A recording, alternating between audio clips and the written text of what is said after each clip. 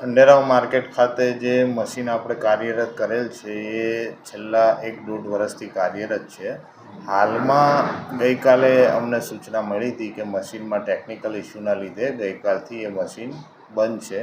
તો એમાં જે ટેકનિકલ મેઇન ઇસ્યુ હતો એ સિસ્ટમ અપગ્રેડેશનના લીધે મશીન જે આપણે કોઈન શહેરીજનો નાખે એ એક્સેપ્ટ નથી કરતું. એટલે જે એજન્સી છે એમને જાણ કરી અને એ જે સિસ્ટમ અપગ્રેડેશનના લીધે અમે જેટલું બને એટલું વહેલી તકે મશીન ફરીથી કાર્યરત કરી દઈશું. જે એજન્સી છે એના મેન્ટેનન્સ માટે એટલે કયા પ્રકારની આપણે ડીલ થઈ છે કે મહિનાની કરવાની કે વર્ષમાં આટલી સર્વિસ એ લોકો આપતા હોય છે? 2 દિવસ થઈ ગયા છે, પ્લાસ્ટિકની થેલીઓ લોકો વાપરી રહ્યા છે, કાપડની થેલી ખરીદી નથી શકતી, તો એની જવાબદાર કોણ? મશીનનો 3 વર્ષનો ONDM પીરિયડ છે. એટલે જ્યારે પણ ટેકનિકલ ઇસ્યુ થાય ત્યારે આપણે એજન્સીને જાણ કરી અને બને તેટલી વહેલી તકે એનું નિરાકરણ કરીએ છીએ. અને જનરલી મંથલી એ લોકો મશીનને ONDM માટે ચેક પણ કરે છે. વડોદરા શહેરમાં આવા કેટલા મશીનની ખરીદી કરવામાં આવી છે અને એક મશીનની કિંમત કેટલી?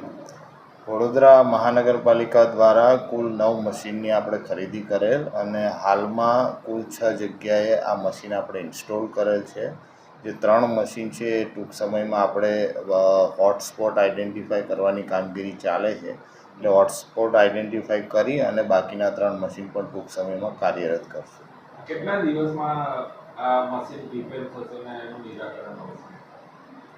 જે ખંડેરાવ માર્કેટ ખાતે મશીનનો ટેકનિકલ ઇસ્યુ છે એ વિધિન 1 to 2 ડેમાં આપણે એને ફરીથી કાર્યરત કરી દઈશું. જે 3 મશીન તમે કહી રહ્યા છો એનું સ્પોટ કેમ 1 વર્ષ થઈ ગયું, હજી જગ્યા કેમ નહીં ફાળવવામાં? એમાં મેઇનલી જે પ્લાસ્ટિકના હોટસ્પોટ હોય એના આઈડેન્ટિફિકેશનમાં થોડો ટાઈમ લાગે અને આઈડેન્ટિફાઈ થઈ જાય તો ત્યાં બીજા મેઇન ફીચર ઇલેક્ટ્રિસિટીનું અમને તકલીફ આવે, પ્લસ એના સનરૂફ ને એ બધા ઇસ્યુ છે. એટલે વિવિધ પેરામીટર ચેક કરી અને ફાઇનલાઇઝ કરી અને પછી આપણે જે વડોદરા મહાનગરપાલિકાની જગ્યા હોય માલિકીની પ્લસ ઇલેક્ટ્રિસિટીનું કનેક્શન જે આપણે સહેલાઈથી કોર્પોરેશનનું મળતું હોય એવી જગ્યાએ આપણે જનરલી પ્રિફર કરીએ છીએ. એટલા માટે થોડો ટાઈમ લાગે. હાલમાં 3 મશીન અમારા આટલા જ ખાતે પડે.